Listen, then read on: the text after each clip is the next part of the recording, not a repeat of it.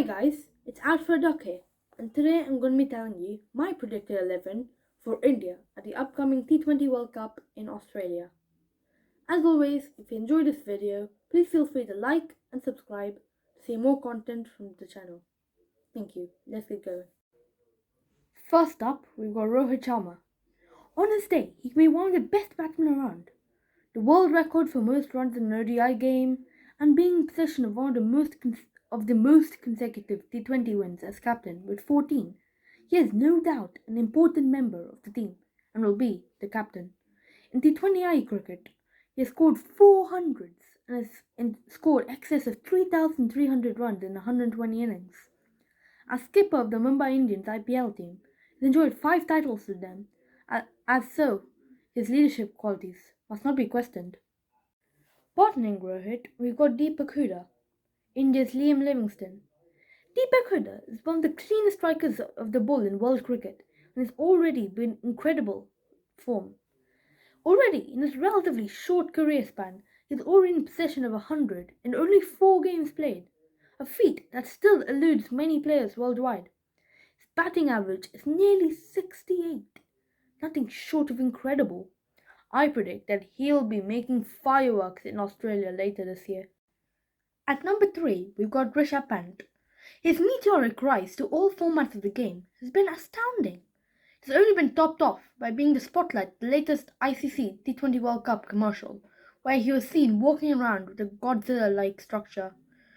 It isn't just the popularity though. The way he plays has revolutionized the role of a wicketkeeper batsman, whether it be lapping Jimmy Anderson or reverse sweeping Mitchell Starc. His keeping too has been nothing short of extraordinary. His impressive diving and athleticism has been a standout for India over the last 2-3 years. He has also been the poster boy for the Indian national team, and all of this is why he'll be batting number 3 and keeping wicket in my team. At number 4, we've got Surya Kumar Yadav. Yadav has just come back from an incredible 117 runs against England, which nearly carried India over the line, so hopes will be up for him. An explosive batsman who can penetrate any bowling attack, Yadav is a product of IPL, crafted by Mumbai Indians to be a top/early middle order batsman. He has not disappointed. In the IPL, from 108 innings, he has got 2,644 runs with a healthy strike rate of 136. However, for Mumbai Indians, he plays a role of batting 4 to 5, but for India, he has the freedom to attack as he bats 3 to 4. Stats for India in T20s have been 537 runs from only 17 innings. With an outrageous strike rate of 177, he will surely be incredible for India in the World Cup, and has a safe spot of 4 in the lineup. So now getting to the middle order. At number 5, we've got Hardik Pandya. My oh my, what a comeback! After many injuries that kept him away from cricket for 3 years, eyes were raised when Gujarat Titans named him captain for a maiden IPL campaign. But nevertheless, his captaincy skills were absolutely incredible, and his personal performances earned him a call back to the national team. In the recently concluded series against England, Hardik scored a 50, which secured a win for the team, and that same game he got 4 wickets. It really showed us who he is. In the concluded IPL campaign, he got 487 runs from 14 games with an average of 44 and a strike rate of 131. His bowling figures too were insane, with 8 wickets with a miserly economy of 7. He will act as the batting all-rounder in the team, and his fielding ability too will be greatly appreciated. At number 6, we've got Dinesh Karthik. His spot in the team is flexible and she'll be acting as a finisher, so there's a chance he could bat above Hardik or even at position 7 or 8 if needed. You may be wondering, he's not keeping. What's the point of him in the squad? Well, watch the final few overs of the Nidahas Trophy final against Sri Lanka and you'll know. DK has the ability to absolutely destroy a bowling attack, and that has been seen in the stats in the IPL 2022. In 10 innings, he got 330 runs, an average of 55, a whopping strike rate of 183. This is the finishing class that DK brings to the table. At 7, we got Ravindra Jadeja. Jadeja is going through a bit of a rough patch at the moment, but I feel that the ODIs against England and the T20s against West Indies will be a chance for him to shine.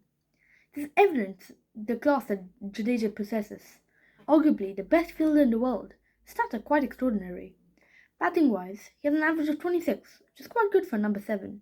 And bowling-wise, he's got 48 scalps from 58 innings, with a respectable economy of 7. In IPL 2021, he got 227 runs, and an average of 75, which is quite staggering. Strike rate of 160, and he got 13 wickets from 16 matches, with an economy of 7. As well as that, Jadeja is a go-to wicket taker and reliable fielder. So for all these reasons, this is why Jadeja is batting number 7 for the team. At number 8, we've got Washington Sundar. Washington Sundar is an off-spinner, which will give some originality to the Indian lineup.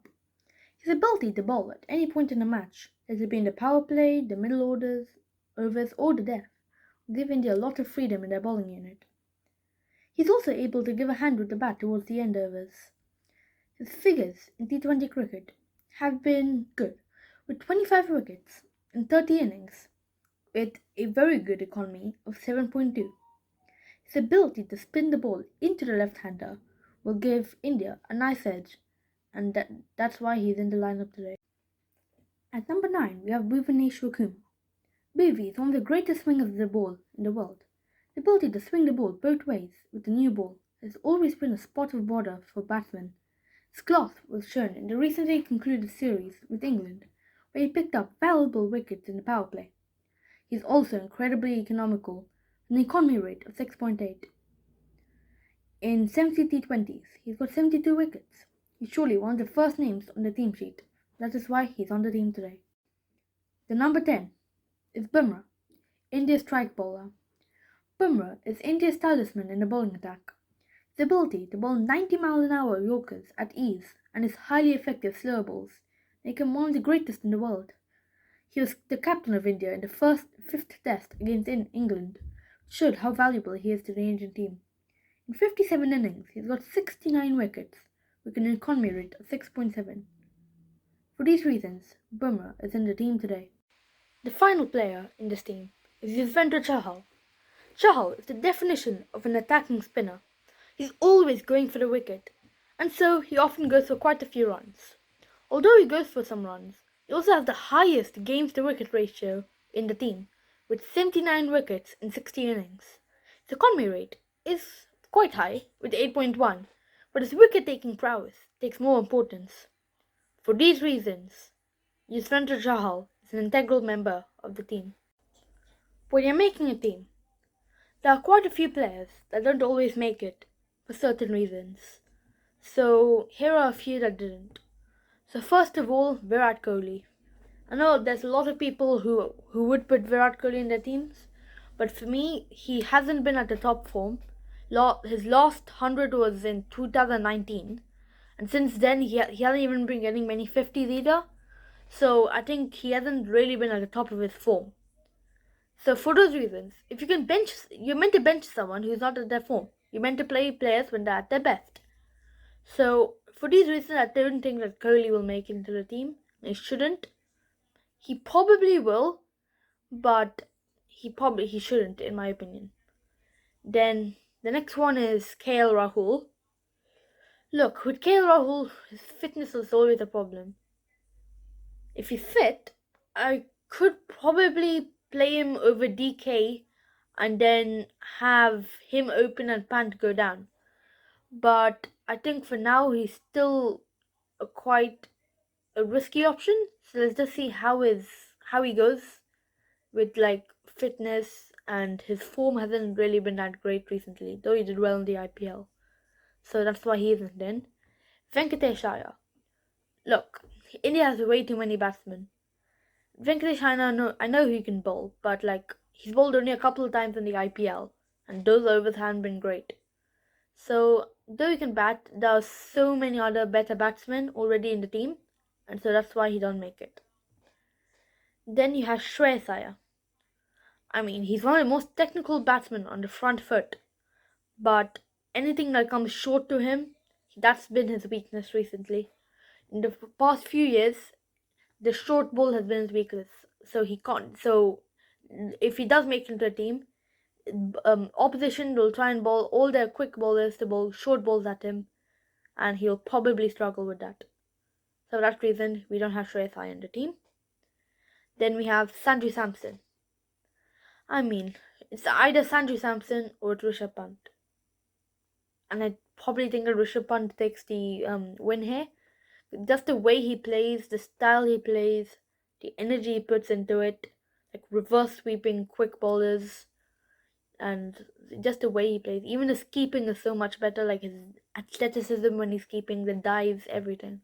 So that's, though Sanju Samson would probably be keeper if Pant wasn't around, but because Pant's there, Sanju Samson misses out. And the final player on this list that don't make it through is Ashwin. So I mean, Ashwin's a test bowler. Though he can bat, he can bowl, but he don't have those sort of stuff that T20 bowlers are looking at these days, which are the variations, the googlies, the dishras.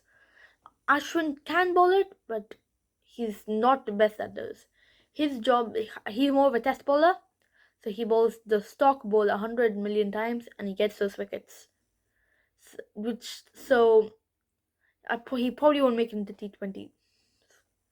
I don't think he's a T20 bowler even per se, so that's why Ashwin doesn't make it in.